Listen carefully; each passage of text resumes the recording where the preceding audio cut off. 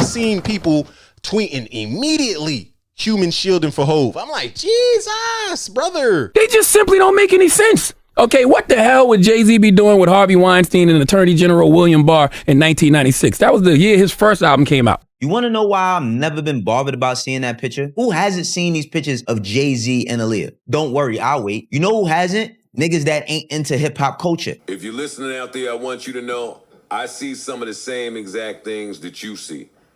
And I'm really, really disturbed by it all. So much so, I'm making a call to action right this second, yo. I need me and you guys out there to head down to the Rock Nation office. Seriously. Word. At 5 p.m. this Saturday. You think Ghislaine Maxwell woke up every single day trafficking children? No.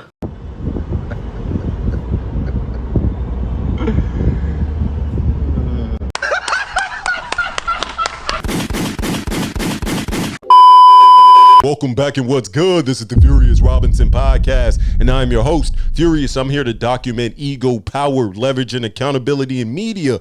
Hit the like button early, drop a comment for the algorithm, subscribe to the channel. This is a Sick Times media production. You see the planes? Why is Jay-Z in multiple videos with Harvey Weinstein? Unbiased media to me is now dead. When I see Charlemagne, when I see Joe Budden, the likes of Wayno turn into human shields, essentially become Jay-Z's crisis management team. I understand the proximity to power, the third degree of separation. You seen your mans in the Epstein files allegedly, and I don't want to skip over any context here because no one in this video is convicted of anything. These are hotline tips, allegations, raw DOJ documents. When people talk all this stuff about Jay-Z, I'm not one of them fake niggas that don't know him. The reason why I don't believe none of this silly shit is because I was around when he was highly successful. But 3 million pages, you gotta let that breathe. That's when I gotta look at the media and say, where's the consistency? That's not necessarily the journalism I like to see in the space. And respectfully, I'm not here to prove anything about Jay-Z. He's a billionaire living his life and he's playing billionaire games.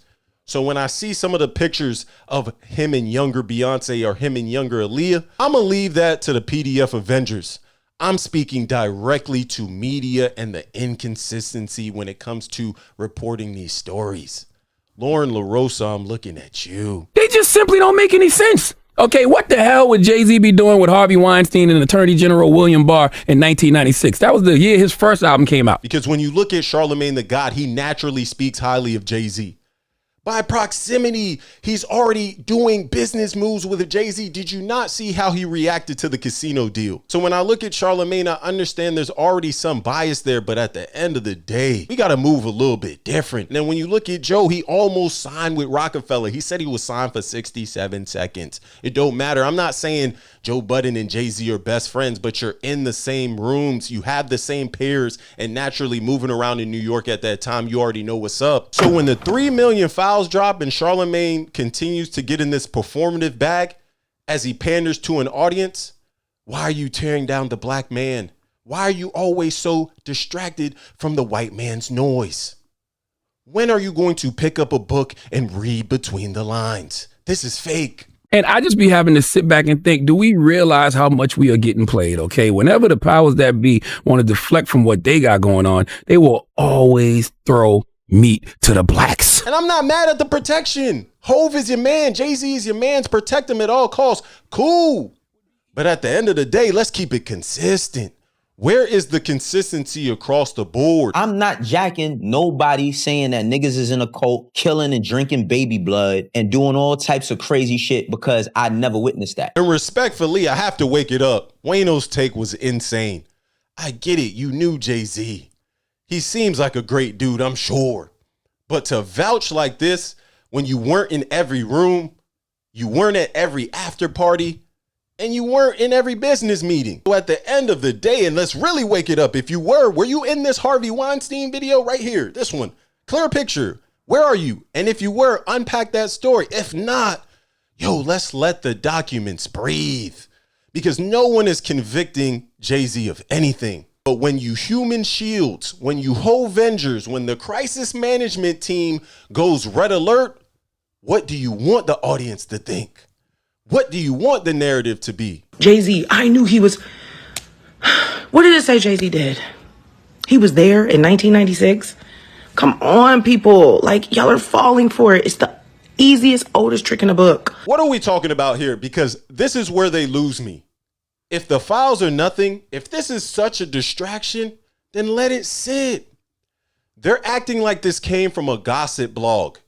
These Epstein files came from the U.S. Department of Justice. Now, I'm not saying that gives it 100% validity, but we can understand and give it some scrutiny, brother. Like, give it 24 hours. They didn't even let it sit. I seen people tweeting immediately, human shielding for Hove. I'm like, Jesus, brother, calm down. It's okay. 444 is going to be here next week. Like, the blueprint is going to be on Spotify. You can calm down.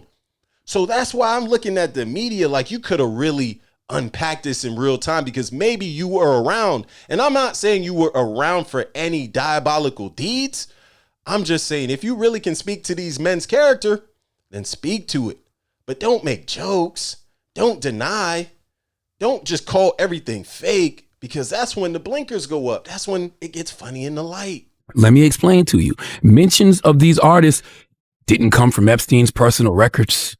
They didn't come from reports supported by law enforcement. Okay, these stories came from a crisis intake report, a public hotline submission, a tip that some random person called in from 2019. And I can be fair because nuance matters. It's very possible that some of these hotline tips were false. Some claims were exaggerated. Some names were thrown in there maliciously. Some of this is a distraction from real predators.